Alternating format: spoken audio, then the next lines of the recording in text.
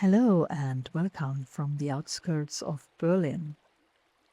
Have you ever felt that everything bad in your life is simply the result of your karma and that there is nothing you can do about it? Today we will explore why the Buddha taught something quite different and why that can be a great relief. Sarah asks Jane, "Tell me, why do I always have so many problems with Claire?" Jane answers immediately, without hesitation, and with the confidence of someone who seems to think she has personally figured out how the universe works. Karma. Sarah nods, goes back to her room, and in the end is no wiser than before. And many people would probably nod and think, of course, her karma. The explanations often sound similar. Maybe Sarah treated Claire badly in a previous life, and now she's getting the bill. Kind of satisfying, isn't it?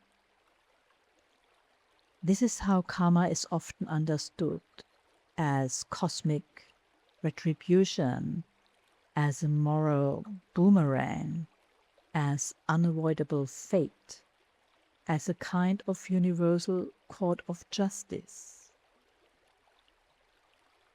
The early Buddhist discourses show that wholesome and unwholesome actions can lead to different results. Generosity can lead to favorable conditions. Hatred or jealousy can lead to painful consequences. But that doesn't mean that every single experience here and now can be reduced to a simple formula of blame. That would be too simple. The Buddha taught that karma has consequences, but he didn't say that everything is fixed in advance. Because if that were true, we would have a real problem.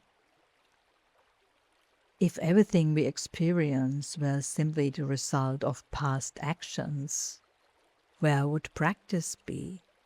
Where would responsibility be? Where would the possibility of liberation be?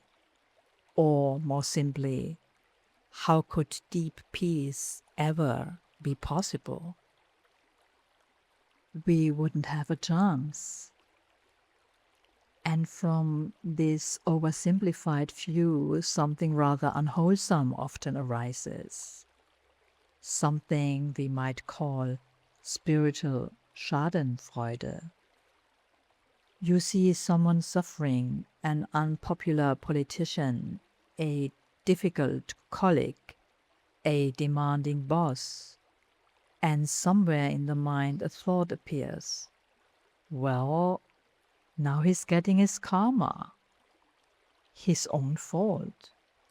He deserved it. But what is actually arising in the mind at that moment?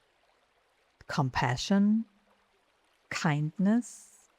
Clarity? Or rather harshness, mockery, and indifference? The Buddha never encouraged indifference toward the suffering of others. When we explain another person's suffering too quickly by saying, "That's just their karma," we may be jumping to conclusions we simply cannot know. Often that is simply a mental shortcut. And in that very moment, we are already creating new karma in our own mind. Why? Because the Buddha did not define karma as fate, but as cetana, intention. He said, "Bhikkhus, it is intention that I call kamma." Our actions of body, speech, and mind are shaped by intention. Which means that the real question is not only why is this person suffering, but also what is arising in the mind right now. The Buddha clearly rejected the view that all present suffering comes solely from past karma. In the Devadaha Sutta, the Buddha discusses ascetics who held exactly this view. These ascetics believed that all suffering was simply the result of past actions, and that through self-modification they could burn away old karma. The Buddha strongly criticized this view. And in the Sīvaka Sutta, he becomes even more specific. Not every painful experience arises from karma. The Buddha mentions many different causes: illness, bodily conditions, climate, careless behavior, poor treatment of the body, external causes and injuries, with karma being only one cause among many. This is an important point. If someone says today, "You are ill because you did something bad in the past," they may sound certain, but the early Buddhist discourses do not support that conclusion. And often it is simply a cruel thing to say, with no compassion at all. The Buddha also said that the precise working of karma cannot be fully understood through mere speculation.